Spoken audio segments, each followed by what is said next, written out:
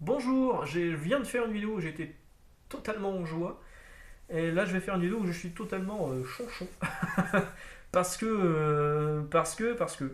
Je me suis dit juste avant le confinement, je vais me racheter deux gros volumes de Daredevil que j'avais beaucoup aimé quand je les avais lus à l'époque c'était dans les kiosques encore. C'était mon frère qui les avait achetés, je les avais trouvés vraiment cool et c'était sorti en Icons. J'étais plutôt content, je me suis dit. Parce que franchement, c'est Mark Waid, c'est le run de Mark Waid sur Daredevil. On parle pas souvent du run de Mark Waid, on parle pas souvent de Mark Waid en général en tant qu'auteur emblématique, mais alors Mark Waid sur Daredevil, pour moi, c'est aussi cool que le run de Bendis ou de Brubaker. Il n'y a pas du tout le côté sombre, c'est beaucoup plus super héroïque avec des couleurs qui sont beaucoup plus lumineuses, qui sont beaucoup plus cool. Alors il y a quand même des trucs qui sont parfois un peu trash, avec l'histoire du cercueil de son père, ce genre de choses.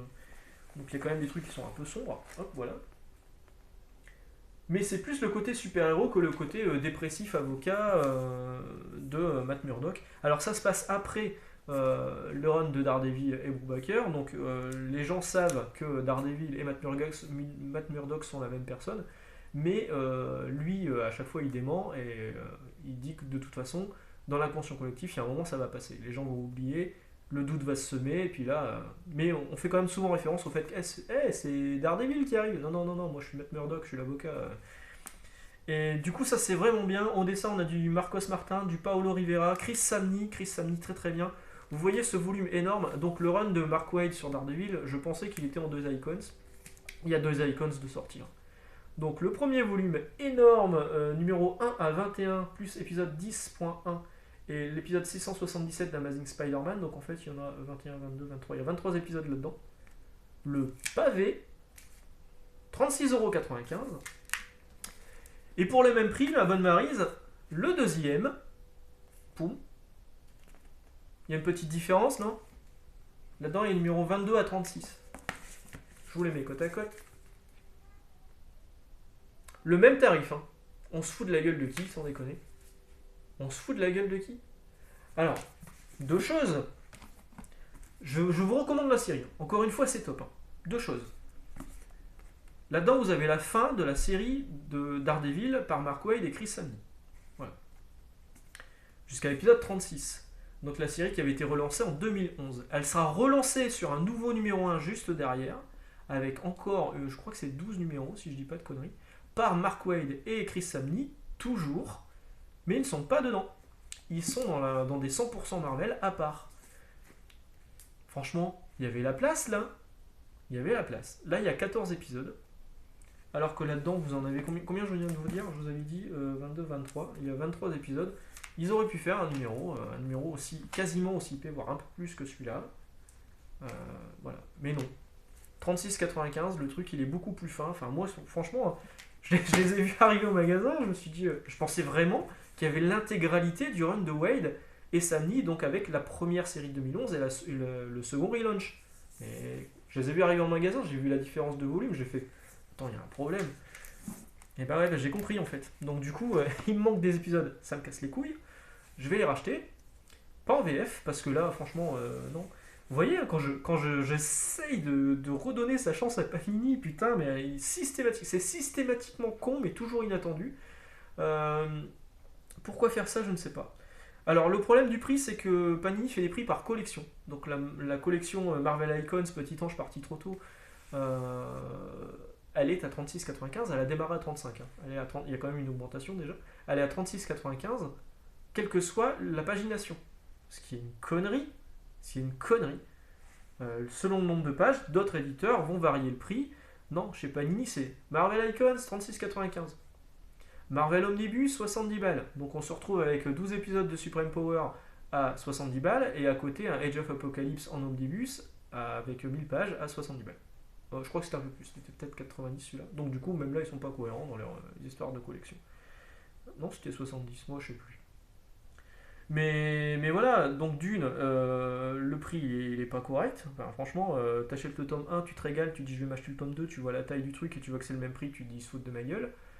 Et en plus de ça, on n'a pas vraiment tout le run complet de Mark Waid vu qu'il faut plus acheter derrière les Marvel Now. Donc du coup, je vais les acheter en TPP VO. Et c'est scandaleux. C'est scandaleux. Et c'est dommage parce que cette collection elle est vraiment cool. Mais des coups comme ça, c'est n'importe quoi. Et là, pareil, c'est bientôt mon anniversaire. Hop, je le glisse comme ça doucement. Début décembre, le 9 pour être plus exact, 9,9. C'est bientôt Noël aussi. Et ma femme me dit qu'est-ce que tu veux pour. Alors je me suis dit, tiens. Alors à la base, ceux-là, je les avais commandés au boulot en me disant je vais les mettre de côté. Si mes collègues savent pas m'offrir, il y a ça dans l'armoire. Et puis le confinement étant arrivé, je me suis dit, ouais, de la merde, je les achète tout de suite. Et du coup, je me suis dit, je vais commander les Captain America de Brubaker parce que je les ai pas. C'est bon, pareil, je les ai lus sur les fascicules kiosques que mon frère a acheté. Alors, il y a 4 icons à 36,95, quand même, ça fait chier. Le tome 1, le tome 3, le tome 4 sont commandables, le 2, il est épuisé. Pourquoi juste le 2? J'en sais rien. Est-ce qu'il y a eu moins de tirages? Est-ce que les gens se sont jetés sur le 2? J'en sais rien, mais. Et j'ai vu là récemment quelqu'un demander une réédition parce qu'on trouve d'occasion à des prix improbables. Et Panini a dit oui, oui, bah la réédition, ça vient, on communique pas trop dessus, mais ça va venir. Bon, bah, résultat, je vais pas l'acheter pour Noël, ou alors je vais peut-être me pencher sur de la TPBVO, du TPBVO, mais voilà. C'est dommage, hein, parce que c'est vraiment leur plus belle collection chez Panini, et... enfin leur plus belle, pas en termes qualitatifs, mais en termes rapport qualité-prix. Sur un tome comme ça vaut le coup, sur un tome comme ça fait plus chier. Mais voilà, encore une fois, on va dire que c'est une paninade. Et c'est bien dommage. Voilà, bah sur ce, j'ai râlé aujourd'hui. Si vous avez l'occasion de lire cette série de Daredevil par Mark Waid et Chris Samnee, entre autres, hein, ça démarre avec Marcos Martin, au niveau du dessin, c'est super beau. Je vous ai pas montré certaines planches. Chris Samnee, vous l'avez sur Firepower en ce moment chez Delcourt, et je vous recommande fortement Firepower. J'avais déjà fait une vidéo là-dessus, c'est vraiment très bien. Le tout début notamment, là où on utilise le sens radar de façon un peu inédite. Ah, cette histoire avec Flo, elle était cool aussi. Que je vous montre un truc qui soit un peu plus... Hop. Ah ouais, il y a des pages qui sont... Voilà. Ça, c'est une double page. C'est Marcos Martin, je crois. C'est ça. Ouais. Et en fait, toute la narration, elle se fait sur le même décor, mais avec les personnages qui sont placés à des endroits plus ou moins différents, et en mettant en exergue quelques trucs. Le parfum des cheveux de la nana, le parfum de la voiture, le bruit ici. Enfin, franchement, le sens radar, il est vraiment très bien pensé là-dedans. Voilà. Là, il y avait ça, là. En fait, quelqu'un balance des confettis, donc du coup, enfin des confettis, hein, c'est un truc en ferraille et de l'allumaille de fer, je crois. Et du coup, ça brouille complètement son sens radar et c'est répercuté comme ça à l'image, enfin sur le dessin. Vraiment, c'est une super série et c'est vraiment dommage qu'elle n'ait pas un plus belle, qu'elle soit pas mieux respectée sur la publication française. Hein. Voilà. Bon, bah sur ce, à demain et puis bah, je vous souhaite une bonne journée. Ciao.